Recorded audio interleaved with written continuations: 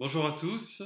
Nous poursuivons notre étude biblique avec le chapitre 5 du deuxième livre des rois.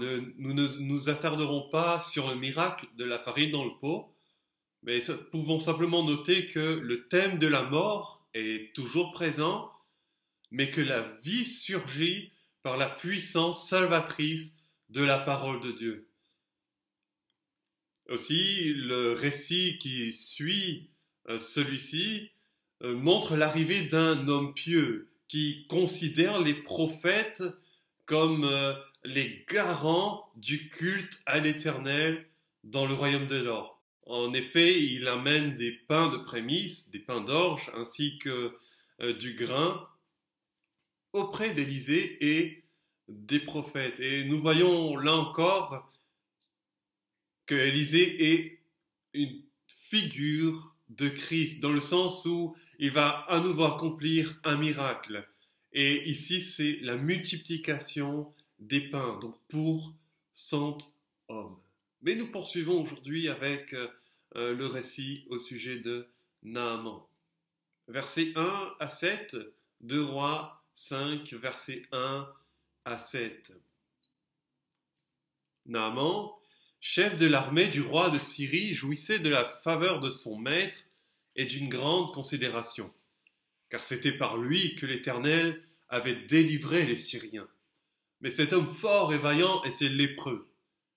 Or, les Syriens étaient sortis par troupes et ils avaient emmené captive une petite fille du pays d'Israël, qui était au service de la femme de Naaman.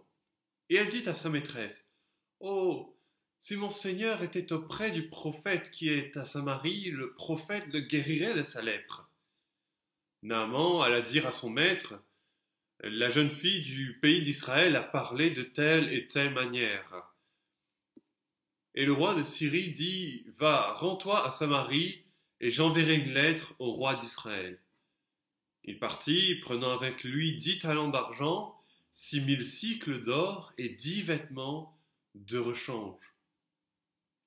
Il porta au roi d'Israël la lettre, où il était dit, « Maintenant, quand cette lettre te sera parvenue, tu sauras que je t'envoie Naaman, mon serviteur, afin que tu le guérisses de sa lèpre. » Après avoir lu la lettre, le roi d'Israël déchira ses vêtements et dit, « Suis-je un Dieu pour faire mourir et pour faire vivre, qu'il s'adresse à moi ainsi que je guérisse un homme de sa lèpre ? Sachez donc et comprenez qu'il cherche une occasion de dispute avec moi. » Le début de ce chapitre se focalise sur Naaman, chef de l'armée syrienne. C'est un haut fonctionnaire d'État, un héros de guerre, un homme de guerre et en même temps un héros de guerre. Le texte nous dit que c'est par lui que l'Éternel a donné la victoire à la Syrie. Certains pensent qu'il s'agit de la victoire contre Israël durant laquelle Akab mourut, il y a quelques années auparavant. Cette victoire fut accordée par l'Éternel sur un roi idolâtre, nous l'avons vu, qui a fait ce qui est mal à ses yeux en entraînant son peuple dans le culte des Baals. Quoi qu'il en soit, ici la Syrie et Israël se trouvent dans une période de trêve. Des accords de paix sont en vigueur selon des termes bien précis à l'avantage des Syriens, bien sûr. Ils ont notamment fait des prisonniers de guerre qui sont devenus des serviteurs. Naaman dispose donc d'une haute considération. Il dispose du pouvoir, de richesse, mais il est lépreux. Habituellement, les lépreux sont mis au banc de la société, mais ici ce n'est pas son cas. C'est dire à quel point il est apprécié dans son pays et utile à son roi. Cependant, nous constatons bien évidemment que sa position sociale tranche avec sa condition de malade incurable. Il est lépreux. La mort l'attend avec le pourrissement irrémédiable de sa chair. Donc on voit cette opposition. Et cette opposition apparaît aussi avec cette petite fille juive qui a compassion du général. À l'opposé de celui-ci, elle est toute jeune, est une esclave et n'a donc aucune considération. Elle est exilée, loin de ses racines, mais a pourtant connaissance de la présence d'un prophète de l'Éternel en Israël, en la personne d'Élisée. Bien sûr, elle croit qu'à travers lui, l'Éternel pourrait guérir le mari de sa maîtresse. Pardon. Cette petite fille est ainsi l'instrument de Dieu pour son salut, lui redonnant espoir dans la situation désespérée dans laquelle il se trouve. Combien il est important que nous transmettions à nos enfants les Écritures et la foi en Dieu. Ils pourront eux aussi être des instruments de bénédiction envers ceux qui ont besoin de l'intervention de Dieu dans leur vie. Naaman se rend donc à Samarie auprès du roi d'Israël sur l'ordre du roi de Syrie. Cependant que nous voyons que les pourparlers ne se passent qu'entre rois et leurs émissaires. Élisée, qui est le principal concerné, est totalement exclu de l'équation de l'affaire. La réaction du roi d'Israël est révélatrice de sa propre impuissance face à ses émissaires. Non seulement il ne peut pas répondre à l'exigence du roi de Syrie, mais en plus il se sent acculé face à un pays qui a déjà infligé des défaites au royaume du Nord. La somme qui est apportée, tout cet argent, tout cet or, ces talents, est une somme considérable et montre l'importance de la délégation.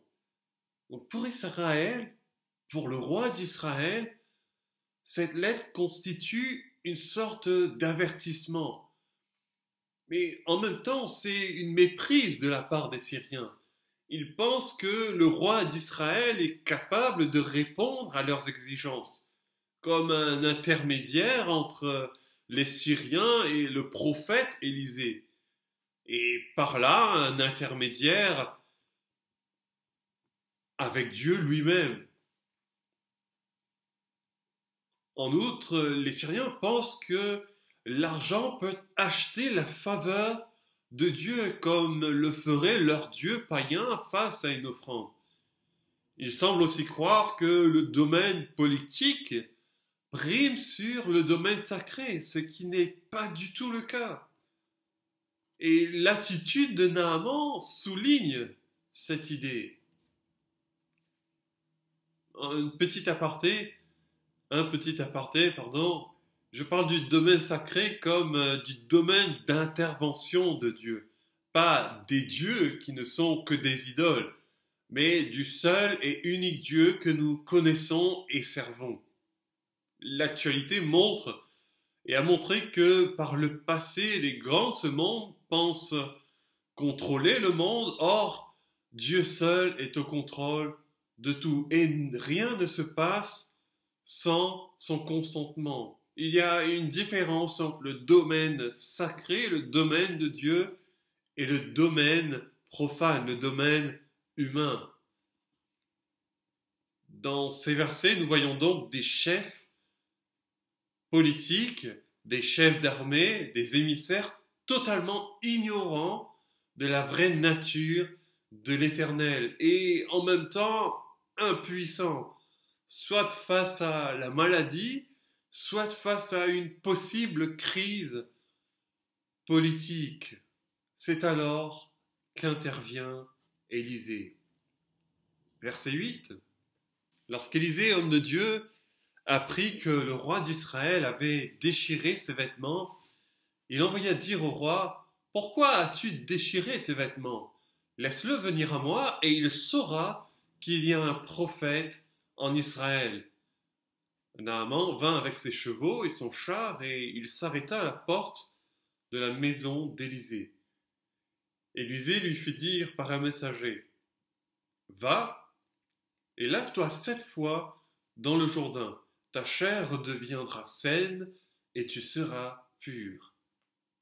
Naaman fut irrité, et il s'en alla en disant, voici, je me disais, il sortira vers moi, il se présentera lui-même, il invoquera le nom de l'Éternel, son Dieu, il agitera sa main sur la place et guérira le lépreux.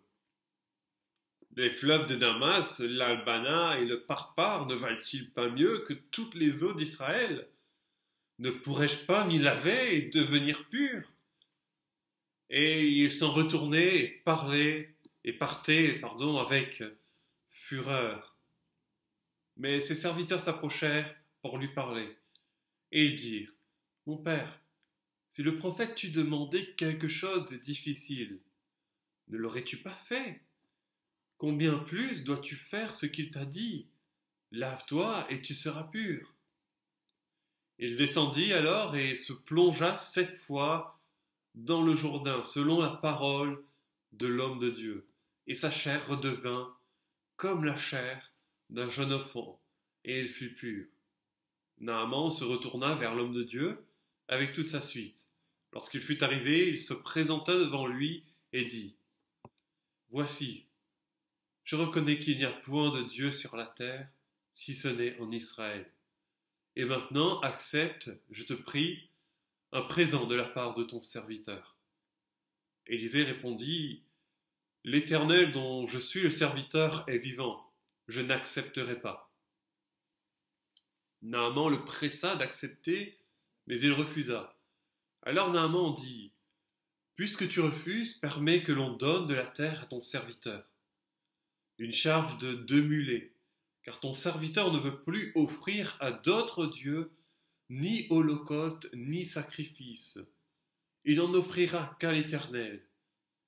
Voici toutefois ce que je prie l'Éternel de pardonner à ton serviteur. Quand mon maître entre dans la maison de Rimon pour s'y prosterner, et qu'il s'appuie sur ma main, je me prosterne aussi dans la maison de Rimon. Veuille l'Éternel pardonner à ton serviteur lorsque je me prosternerai dans la maison de Rimon. Élisée lui dit, va en paix. Ce dont je parlais précédemment est révélé ici même. Naaman arrive chez Élisée avec ses gens et pense trouver le prophète. En réalité, Élisée ne s'approche même pas et envoie un messager à sa place. Et le texte nous montre la réaction de Naaman. Mais qui est-il, cet Élisée, pour me traiter de la sorte? Je suis Naaman, chef de l'armée syrienne, haut fonctionnaire d'État, envoyé par le roi en personne, et il ne me reçoit pas. Naaman pense contrôler la situation et agit selon le protocole. Selon lui, le prophète doit présenter ses hommages et non l'inverse. Il est donc venu vers Élisée avec toute son arrogance et sa fierté d'homme d'État, de chef de guerre, mais repart comme humilié. Ce qu'il ne comprend pas, c'est qu'il doit apprendre ici l'humilité. Pas simplement et pas uniquement face à l'homme de Dieu, face à Élisée et ses paroles, mais face à Dieu lui-même. L'injonction d'Élisée, lave-toi 7 fois dans les eaux du Jourdain, rappelle les 7 éternuements du chapitre précédent. À nouveau, c'est l'œuvre parfaite de l'Éternel qui rendra pur ce lépreux. Une telle guérison miraculeuse n'a jamais été relatée dans l'Ancien Testament jusque maintenant, sinon comme un signe pour les Égyptiens. Dans Exode 4, 6 et 7, l'Éternel lui dit encore, donc à Moïse, mets ta main dans ton sein. Il mit sa main dans son sein, et puis il la retira. Et voici, sa main était couverte de lèpre, blanche comme la neige. L'Éternel dit, remets ta main dans ton sein. Il remit sa main dans son sein, puis il la retira de son sein, et voici, elle était redevenue comme sa chair. Notre texte nous met dans une situation différente d'Exode et préfigure, là encore, l'œuvre de Christ qui guérira aussi des lépreux. La mention du Jourdain est aussi importante. Naaman aurait pu se baigner ailleurs, effectivement, dans les eaux de la Syrie ou n'importe quelles autres eaux que les eaux d'Israël. Cependant, se baigner dans le Jourdain a ici une portée symbolique. Dans notre deuxième vidéo, nous disions que le fleuve du Jourdain est le lieu de l'alliance contractée entre Israël et l'Éternel. Ces eaux revêtent un aspect supplémentaire. Ce sont des eaux régénératrices, non pas en elles-mêmes, mais dans sa portée symbolique. Car c'est l'Éternel qui guérit Naaman, ce ne sont pas les eaux. Donc Naaman a obéi à sa parole, à la parole de Dieu au travers du prophète et fut rendu pur. Pour Naaman, se baigner dans les eaux du Jourdain signifie en réalité contracter une alliance avec l'Éternel, même s'il ne s'en rend pas compte et ne comprend pas encore. L'auteur veut transmettre un message au peuple exilé. Une restauration est possible si du moins il obéit à la parole de l'Éternel et garde son alliance. Et c'est aussi valable pour nous aujourd'hui. Par la parole, par l'obéissance et la foi en notre Seigneur, nous pouvons être restaurés. Et par extension, nos familles, notre Église, l'Église en général, ou notre pays. Au sortir de l'eau, Naaman est purifié. Il s'en retourne vers Élisée et reconnaît que l'Éternel seul est Dieu. Il a obéi, il a aussi appris l'humilité qu'il va démontrer en se présentant devant Élisée. Il a constaté que Dieu était aussi au-dessus de toute considération humaine et reconnaît Élisée comme véritable prophète de l'Éternel. Les mots de la petite servante sont devenus concrets. Pourtant, Naaman ne s'arrête pas à sa guérison, comme beaucoup le font de nos jours. Il demande à Dieu de bénir, de guérir, de secourir dans une situation dramatique ou particulière, et une fois consommés, repartent à leur vie sans Dieu. Non, Naaman va beaucoup plus loin dans sa démarche. Premièrement, il va rendre compte à Élisée de ce qu'il a vécu comme un témoignage de gratitude et d'engagement envers l'Éternel. En effet, le Syrien veut offrir des cadeaux à Élisée qui refuse toutefois. Il pourrait s'agir d'une récompense en signe de simple remerciement. Naaman veut récompenser le prophète et celui-ci décline parce que sa guérison est une grâce de Dieu. Mais il y a quelque chose d'un peu plus profond. Rappelons que Naaman est issu d'une religion païenne où l'on présentait des offrandes aux dieux pour recevoir telle ou telle bénédiction. Et ça se poursuit encore aujourd'hui dans les différentes religion. En fait, si Élisée refuse ces présents, c'est dans le but de maintenir intacte la nouvelle direction prise par le général. En effet, en acceptant les offrandes, Élisée placerait sur un même plan les dieux païens et le Dieu d'Israël, et Naaman ferait de même. Pour lui, l'Éternel serait un Dieu parmi tant d'autres. Si Élisée avait accepté les cadeaux, il aurait nourri les convictions profondément ancrées dans la religion de Naaman. Il faut apporter des offrandes pour être béni. Non, bien au contraire.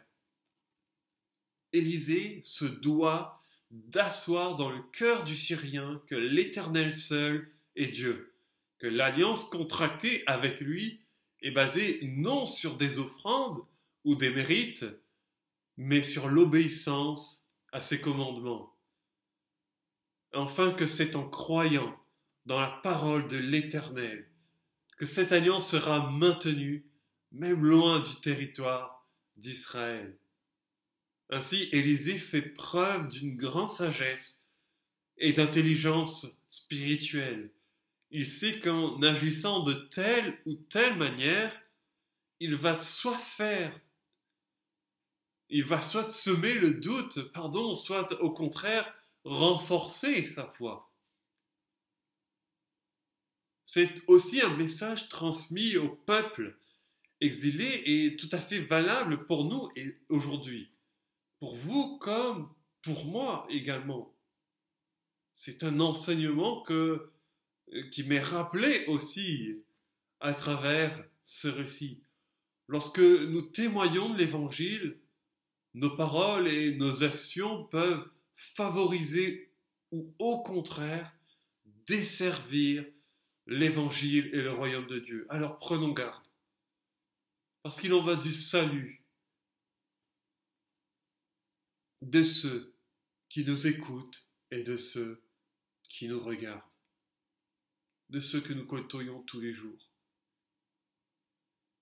À l'élément que nous venons de parler, s'ajoute le désir de Naaman de garder cette nouvelle alliance conclue en rapportant de la terre chez lui. Il veut rapporter de la terre d'Israël chez lui, donc chargé sur 2 ânes. Nous retrouvons des traces de cette pratique à l'époque babylonienne. Puisque je suis loin du territoire d'Israël, je veux au moins avoir de la terre avec moi. Et ce pour différentes raisons, soit comme souvenir de ses racines, soit comme symbole d'appartenance, ou même de retour en terre promise, ou pour y bâtir un autel, comme a l'intention de faire Naaman. Enfin, sa dernière demande divise les théologiens. Il souhaite que l'Éternel lui pardonne ce qu'il fera lorsqu'il devra se tenir dans le temple de Ramon, d'un dieu païen lorsqu'il sera avec son roi. Certains y voient une pratique accomplie dans le passé qui serait alors terminée. Ce serait dire je me suis prosterné dans ce temple avec mon roi, maintenant c'est terminé. Ici, en fait, le verbe et le temps en hébreu suggèrent plutôt une habitude, ce qui signifie que lorsqu'il rentrera en Syrie, Naaman continuera à accompagner son roi dans le temple. Et nous aurions vite fait de condamner cet homme. En disant par exemple, mais que fais-tu dans un temple païen? Que fais-tu dans cet endroit-là? Maintenant, tu sers l'Éternel. Tu dois faire un choix comme Daniel et ses compagnons ont fait un choix. Comme tout disciple doit faire un choix. Élisée, lui, fait preuve de bienveillance et le rassure. Les mots « va en paix » révèle toute la bonté de l'Éternel. Il connaît les motivations de Naaman, tout autant que les exigences liées à sa fonction de général. Lorsqu'il rentrera à Damas, ce qui va interpeller le roi et les Syriens, ce n'est pas tant le fait qu'il ne se prosterne plus ou qu'il ne s'agenouille plus comme auparavant. Non, c'est le fait que Naaman revienne purifié de sa lèpre, guéri par la puissance de l'Éternel. Ils verront un homme qui a conclu une alliance avec le Dieu d'Israël en bâtissant un autel sur la terre ramenée du royaume du Nord. Naaman était venu sur ordre du roi comme délégué syrien et repart avec la présence et la paix de Dieu, comme témoin et délégué de l'Éternel. Il reçoit un mandat de missionnaire, ce qui explique pourquoi Élisée le laisse partir en paix. Et puis, le texte ne nous dit pas que Naaman va offrir à nouveau des offrandes aux dieux païens. Au contraire, il veut bâtir un autel à l'Éternel. Et s'il se trouve auprès de son roi dans ce temple, c'est dû à sa fonction. Élisée n'est en fait pas rigide en imposant les règles de la loi mosaïque à un étranger. Au contraire, il met en avant le fait que c'est un homme qui sera accompagné par l'Éternel. En même temps, et nous voyons le but de ce récit, l'auteur veut certainement rassurer les exilés, en leur disant, vous êtes en terre d'exil, certes, sujet à toutes sortes de convictions religieuses, païennes, contraires au culte à l'Éternel, mais ce qui compte, ce sont vos motivations, votre volonté d'obéir à Dieu et de garder votre alliance avec lui. Même en terre d'exil, vous pouvez obéir à l'Éternel. N'est-ce pas là encore un exemple pour chacun de nous, alors que nous sommes en exil sur terre? Frères, sœurs, amis, je voudrais rappeler que nous ne sommes que de passage ici-bas. Notre habitation se trouve auprès du Père, dans la cité céleste.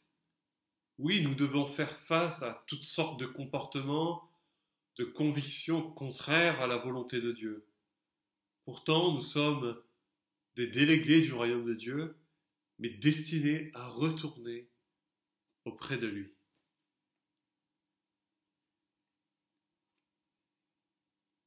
Poursuivons.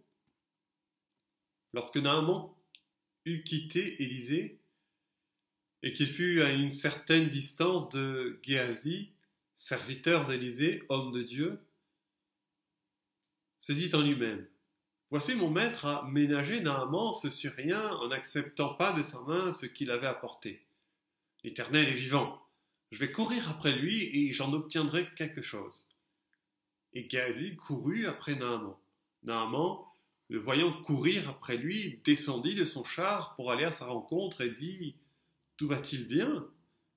Il répondit, tout va bien, mon maître m'envoie te dire, voici, il vient d'arriver chez moi 2 jeunes gens de la montagne d'Éphraïm, d'entre les fils des prophètes. Donne pour eux, je te prie, 1 talent d'argent et 2 vêtements de rechange. Naaman dit, consent à prendre 2 talents. Il le pressa et il serra 2 talents d'argent dans 2 sacs, donna 2 habits de rechange et les fit porter devant Géasi par 2 de ses serviteurs. Arrivé à la colline, Géasi les prit de leurs mains et les déposa dans la maison, et il renvoyait ces gens qui partirent. Puis il alla se présenter à son maître. Élisée lui dit, d'où viens-tu, Géasi? Il répondit, ton serviteur n'est allé ni d'un côté ni d'un autre. Mais Élisée lui dit, mon esprit n'était pas absent lorsque cet homme a quitté son char pour venir à ta rencontre. Est-ce le temps de prendre de l'argent et de prendre des vêtements, puis des oliviers, des vignes, des brebis, des bœufs, des serviteurs et des servantes? La lèpre de Naaman s'attachera à toi et à ta postérité pour toujours. Et Géasi sortit de la présence d'Élisée avec une lèpre comme la neige. Tout ce que j'ai énuméré auparavant, Géasi ne l'a pas du tout compris. Il assiste Élisée, voit et a vu les miracles, constate la grandeur, la puissance de l'Éternel et en même temps les exigences liées à son appel. puisqu'il sert le prophète. Pourtant, il considère tout cela comme un gain, qui n'est finalement que temporaire. Il invoque l'Éternel comme l'a fait Élisée pour justifier son attitude qu'on en a. L'Éternel est vivant. Il ment à Naaman, risquant par là de remettre en question tout ce que celui-ci vient de vivre. Touché, guéri, purifié par Dieu. Ces mots, mon maître a ménagé Naaman, ce Syrien, soulignent aussi tout le mépris qu'il a pour lui. Et ces mots sont destinés également aux Hébreux exilés. Ne méprisez pas les étrangers parce qu'ils sont aussi destinataires des bienfaits de l'Éternel. Ensuite, Géasi ment à Élisée, qui sait tout ce qui s'est passé, pas seulement par révélation, mais étant présent en esprit aux côtés de Naaman, ce qui est tout à fait admirable. Comme si il accompagnait la démarche de Naaman dans cette nouvelle vie, dans cette nouvelle alliance. Géasi finit alors par recevoir la malédiction qui s'attachait à Naaman. Il devient lépreux à son tour. Ce passage constitue un véritable avertissement. Alors que la situation spirituelle du royaume du Nord est catastrophique, alors que Géasi est appelé à servir l'Éternel et remédier à cette situation, il préfère se focaliser sur des biens temporels plutôt que spirituels, et qui plus est par le mensonge et la supercherie. Contrairement à Élisée, il ne discerne pas les temps troublés dans lesquels se trouve le pays, ni même la portée de ses actes. En espérant obtenir un gain pour lui-même, sans se soucier de ce qui est important aux yeux de Dieu, il finit par se retrouver à la place de Naaman, maudit et n'ayant pour autre destinée que la mort. Là encore, un enseignement pour le peuple en exil, mais pour nous également. Que le Seigneur nous aide à faire les bons choix. Cela ne signifie pas négliger ce qu'il nous confie ici-bas. Non. Mais cela signifie mesurer avec prudence et sagesse à quel point son royaume est plus important que tous les biens terrestres que nous pourrions obtenir. Cela signifie également obéir à la parole de Dieu, sans supercherie, sans mensonge, sans dissimulation. Parce que Dieu connaît le fond des cœurs. Et s'il est prêt à accompagner ceux qui lui obéissent, comme Naaman, il est prêt aussi à châtier ceux qui désobéissent. Ce qui sera pour eux un signe de séparation.